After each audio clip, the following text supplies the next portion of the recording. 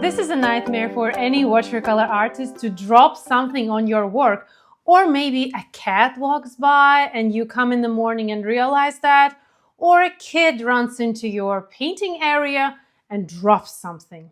I have experienced that. I even have experienced that my child marked each of my painting that it's done really nicely with red marker. Oh my God. So let me show you a few ways how you can protect your work. Fastest way, but not so efficient, is paper towel. You place it around your work so you can freely secure your hand and work on your painting area.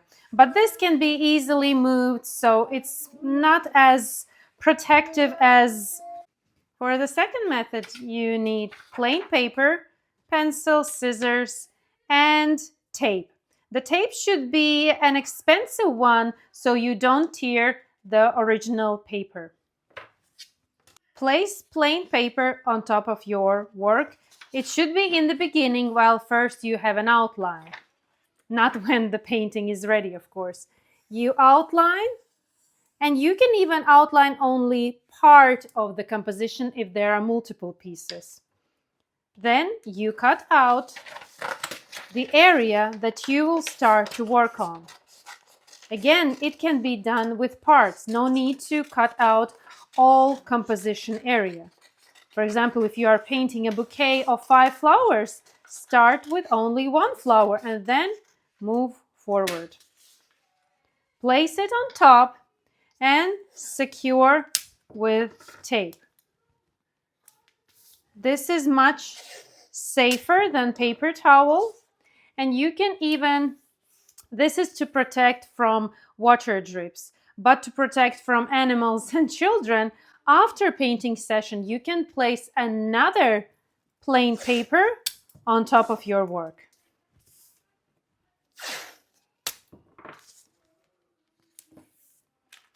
Now it's much more secured and ready to be worked for several days if you are not in a hurry. Work is secured and I can leave it freely on my studio table, but the best 100% sure way to secure your work is after your painting session, put it away. Plain paper and paper towel will protect it perfectly during painting sessions, but securing it away, it will protect from animals and children. Is it a closet?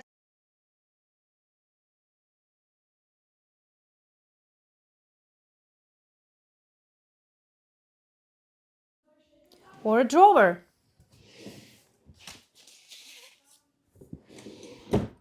Thank you for watching. Hope this video was helpful. Let me know in the comments what issues have appeared in your painting experience. Was it a cat, a dog, a child, or maybe a vase dripped over your painting? I would love to hear your extreme stories. Thank you for watching and see you in my next videos. Bye!